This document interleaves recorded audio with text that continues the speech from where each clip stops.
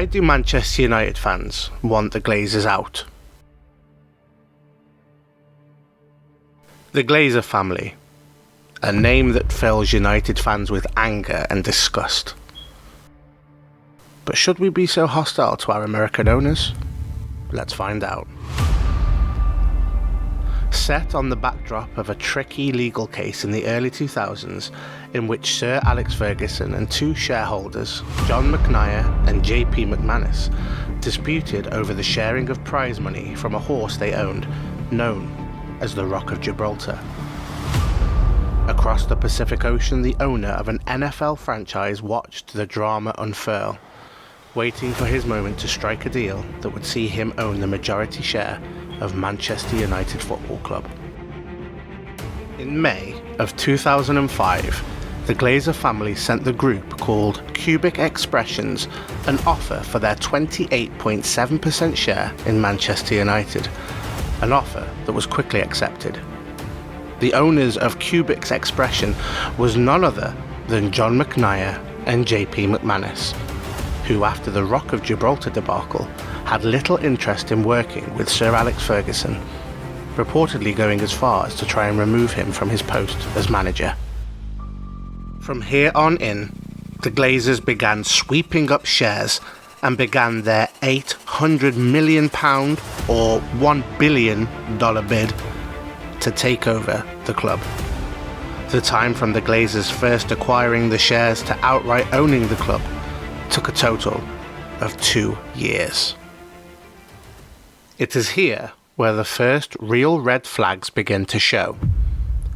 The deal was structured using something called a leveraged buyout, which plunged United, a club who had not previously been in debt, into a staggering £660 million worth of debt. But what is a leveraged buyout? A leveraged buyout is when a company or a consortium buys a business and pays a percentage with their own cash, and the rest is brought on debt from a bank. Take the Hilton Hotel franchise that was purchased in 2007 by the Blackstone Group for $26 billion, financed through $5.5 billion in cash from Blackstone and $20.5 billion in debt, which came from the bank. With the United model, the club was solely responsible for making repayments on any interest accrued as a result of the debt. Between 2006 and 2010, Manchester United paid a reported fee to the banks of $95 million per year. This, of course, displeased United fans who believed the club should have been investing that money into infrastructure, such as the renovation of Old Trafford, transfers, and the youth team setup.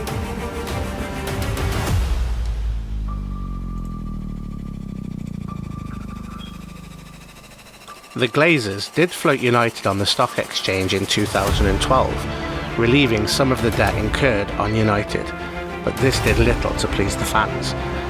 Prior to this, some fans had completely broken away from the club and had formed the FC United of Manchester. Even after 3 back-to-back Premier League wins, United fans made their voices heard, with anti-Glazer songs and banners appearing at stadiums home and away. The chosen colours of the anti-Glazer movement is green and gold, a callback to the kit first worn by United in 1878, when they were called Newton Heath.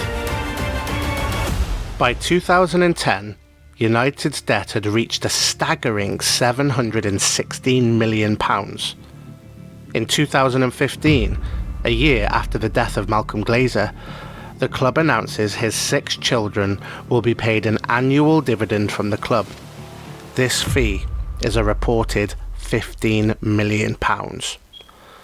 In 2018, The Guardian newspaper issues a report in which it's claimed the Glazers' takeover has drained out of United more than £1 billion in interest, costs, fees, and dividends since 2005. As a counter-argument, most rival fans will cite the amount of money United have spent under the Glazers' ownership, but they fail to see the amount United have had to pay in interest due to the Glazers takeover. This season, more than ever, it looks like United's owners might be willing to sell, with the club recently being valued at $3.75 billion. But most experts think the club will sell for much more than this. To United fans, I urge you to keep the fight going, keep the protest peaceful, and let your unhappiness be heard. Change is surely coming.